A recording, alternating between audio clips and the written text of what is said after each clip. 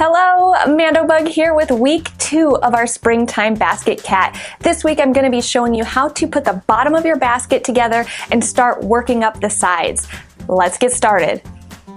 So at this point you should have 2 bottoms, one in your color A and one in your color B, and we're going to be seaming these together, just a quick stitch. So you want to place them with the wrong sides together. So here's my wrong side, just real quick. Here's what the right side looks like, and here's my wrong side. So you want to put your color A wrong side up, and then you want to do wrong sides facing. So here's my wrong side of color B. I'm going to put that down on top of my color A. And you can see here my 2 pieces aren't exactly the same size because of a gauge change. If your pieces are like mine and not quite the same size, it's not a big deal because we're going to be stitching these together and we can do a little bit of manipulation and stretching. So you're gonna need, I'm using about an arm's length of color A here, and I'm just threading it onto a tapestry needle. And I chose to use color A because it will hide any of the stitching on the bottom of your bag but show that decoration on the inside of the bag. You can feel free to switch this up if you would like. So I started with my stitching right along the center, and I made sure to line up the center holes on both pieces of the bag. And so I started through the bottom here. I went right through the first chain and brought it right up through the first chain of my inside. And when you pull through, you want to make sure to leave a tail as if you were crocheting, because you're just going to go back and weave that in when you're done stitching. So for the first stitch, I just went straight into the next center chain there, making sure to align it with the next, lost my needle there, making sure to align it with the next stitch on your bottom. So you can see, here's the one I came up through. I'm going down right into the hole next to it. And that will give us our first decorative stitch. So now starts the back stitching. So from the back side, I'm going to come up through the next single crochet that was part of our initial chain. I'm going to go into the next chain on my color B piece and come up.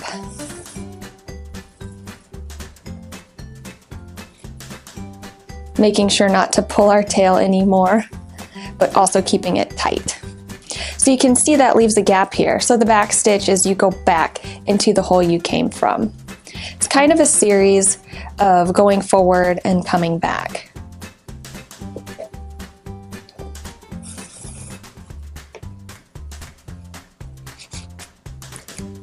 So that will kind of close that gap and give us a stitch right there.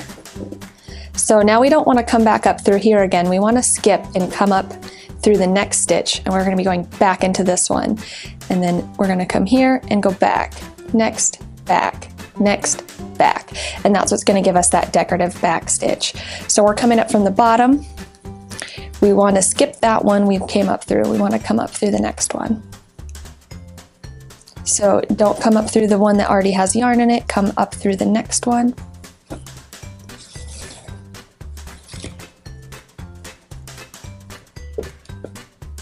And then you want to go back.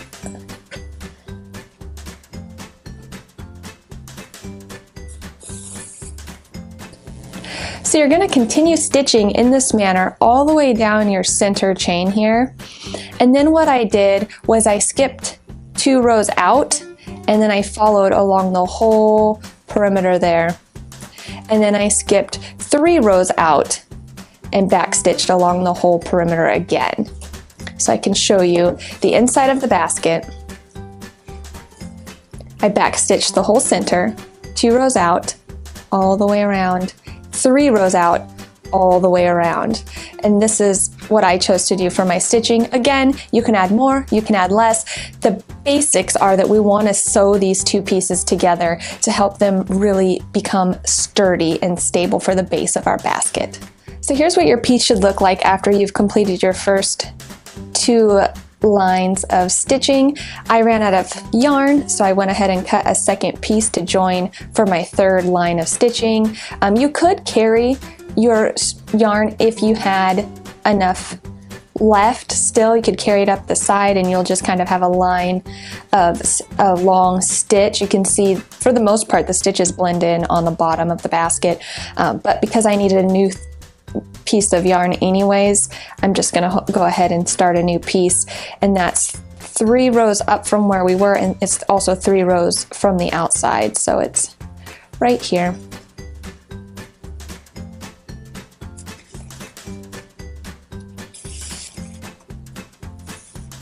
So make sure to leave yourself a tail that you can weave in when you're done. And that first stitch, you just go over 1.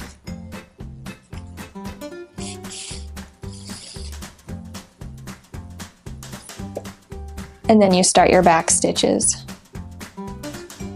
Once you've finished doing all of your back stitching, your piece should look like this, and you can tell, even though my gauge was off, the pieces now are aligned and kind of stretched to fit one another. And we're going to be going back to crochet, yay, and we are ready to join. So it's important that we do this setup round correctly so that you're not crocheting from the wrong direction. So we want to be looking at our piece with the bottom facing us and the inside facing away from us. Now you can see this first bottom piece in color A. Normally when we crochet through both loops, but on this joining row we're going to be crocheting through the back loop only. So don't grab both of those loops, only grab the one in the back. And then for this inside piece in color B, we're going to be finding the stitch that is aligned with the stitch we've grabbed from the bottom, and we'll be working into both. So back loop only for the color A bottom, both loops for the color B on the top. And we're going to be inserting our hook like this for each stitch that's aligned and doing a single crochet all the way around, and that's going to connect these two and give us a nice row of single crochet. Now when we do our very first stitch, that's kind of where our seam is going to be, so you are going to want to decide where you want that seam to be. I found it to be best on a side, so make sure when you join, you're joining on the side of your basket. Here are the ends, here are our sides. So I'm going to just pick this side right here and align up all the stitches and join just from the back loop of color A, both loops of color B. I'm going to join by yarning over and pulling through all 2. I'm going to chain 1, which is not going to count as a stitch, go back through those loops again and work my first single crochet.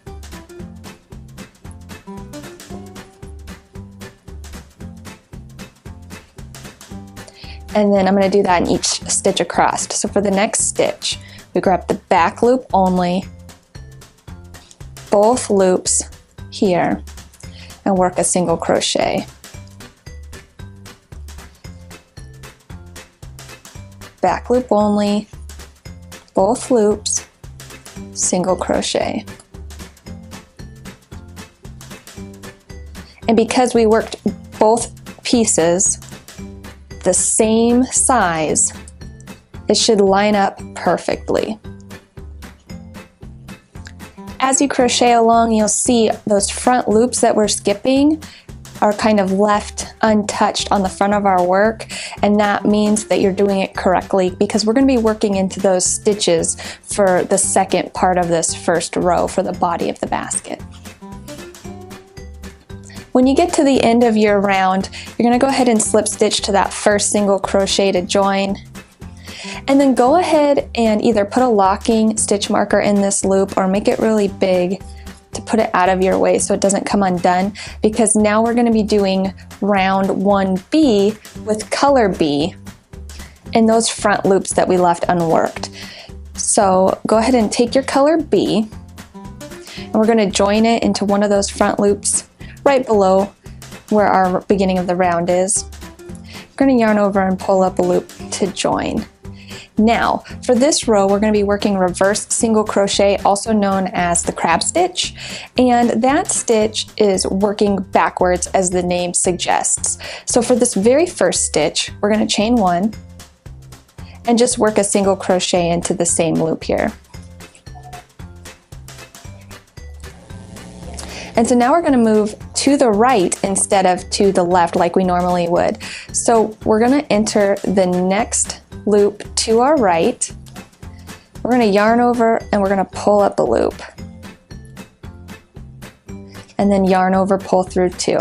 And this is going to feel awkward and weird at first, but it gets easier once you have a couple going.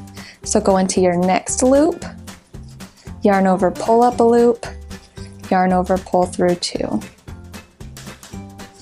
And you can see as we're working this stitch, it's twisting our single crochet. Right here, when we pull up this loop and bring it to the front, it twists that previous single crochet that we just worked.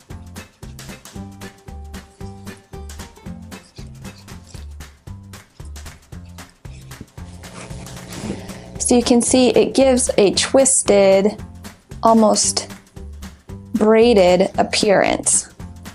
And so you're going to do that all the way around, just 1 reverse single crochet in each of those front loops that were left unworked.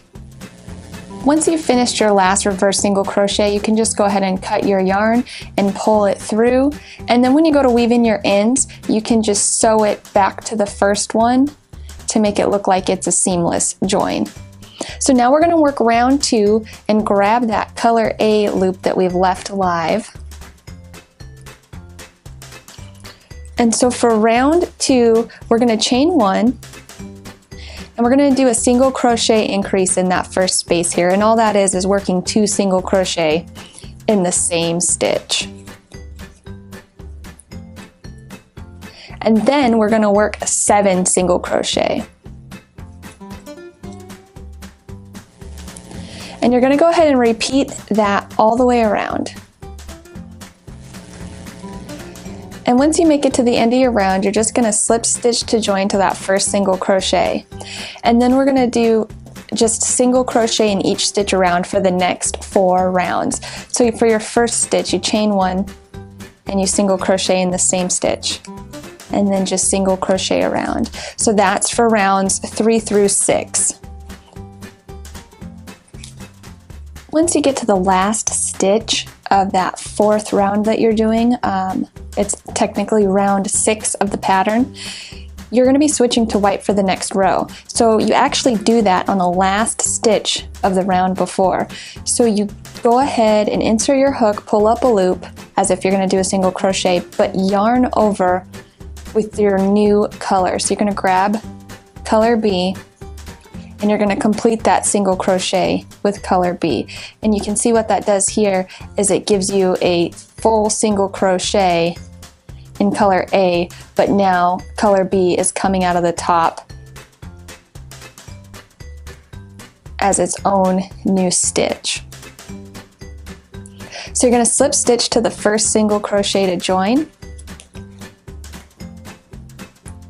And for round 7 of the pattern, you're just going to do chain 1 single crochet in the same stitch and 1 in each stitch around.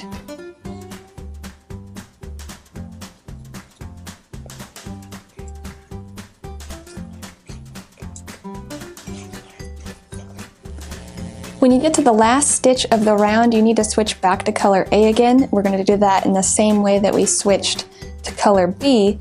So you go in, pull up a loop, stop, pick up color A, yarn over and pull through.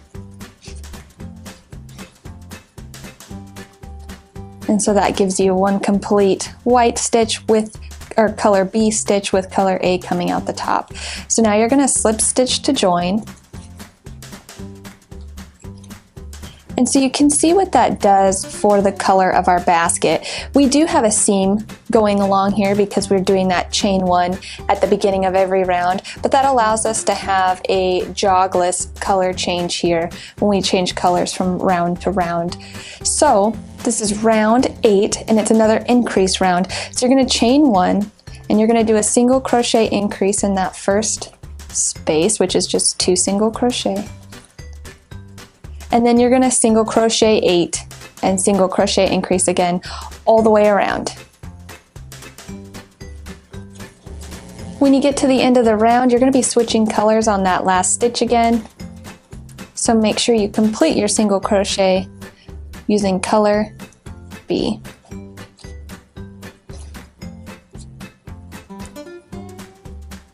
You're going to slip stitch to that first single crochet to join.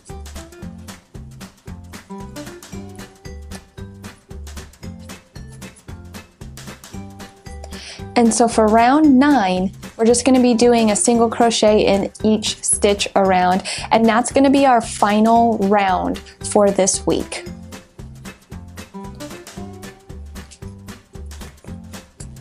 When you get to the round, go ahead and slip stitch to the first single crochet to join, and that's going to conclude this week.